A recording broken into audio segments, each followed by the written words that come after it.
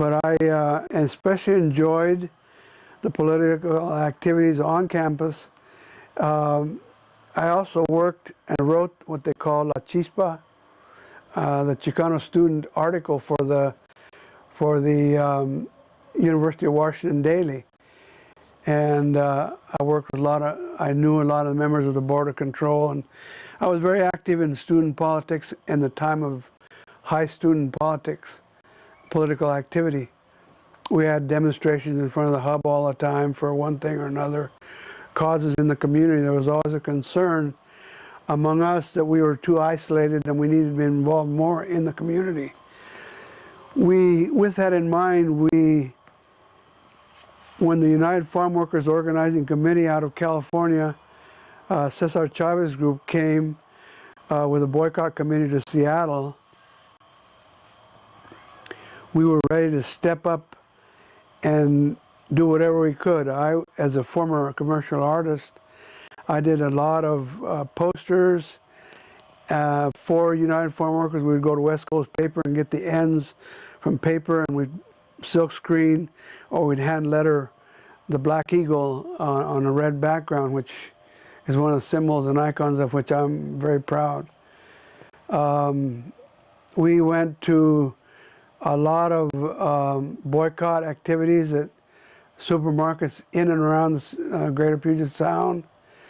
We were spit at, cussed at, told to go back to the country we came from, even though we told people we're from here, and this is a cause that's reasonable, it's unjust for people to make the pittance of wages they were making in the unsanitary and dangerous working conditions with pesticides that they had to work under, and be mistreated and so underpaid by the growers, that we had no choice but to do what I also have said. We were always taught, as all of us are taught, to do what's right and to learn. There's a sense of social justice that comes with doing things for others. But when we were at the U, we attended countless meetings on great boycotts, and we started getting more involved in the community. I later became a member of helping Active Mexicanos establish a community service agency. I was a member, a non-veteran, military veteran, a member of American GI Forum. I later became a member of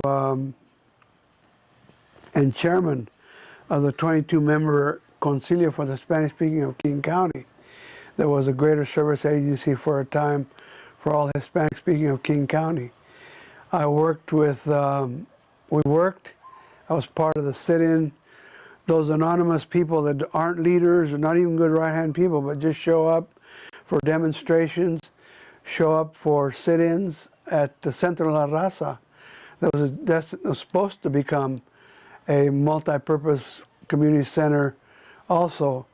When Active Mexicanos went under, I was involved with International Brotherhood of Electrical Workers in phone calling on local elections. I was involved in the 70s on the campaign to elect Dixie Lee Ray governor, one of the first women governors in the state of Washington. And I remember I was telling Oscar, the person videotaping this session, that I remember we thought it was really something because we were, I think, the only Mexicans at the inaugural ball and party for Dixie Lee Ray, and I thought it was funny that we were drinking champagne out of plastic cups. But it was all part of our politicization, I would call it, being politicized, to not just be involved in the university community, but also be involved in the activities of the community.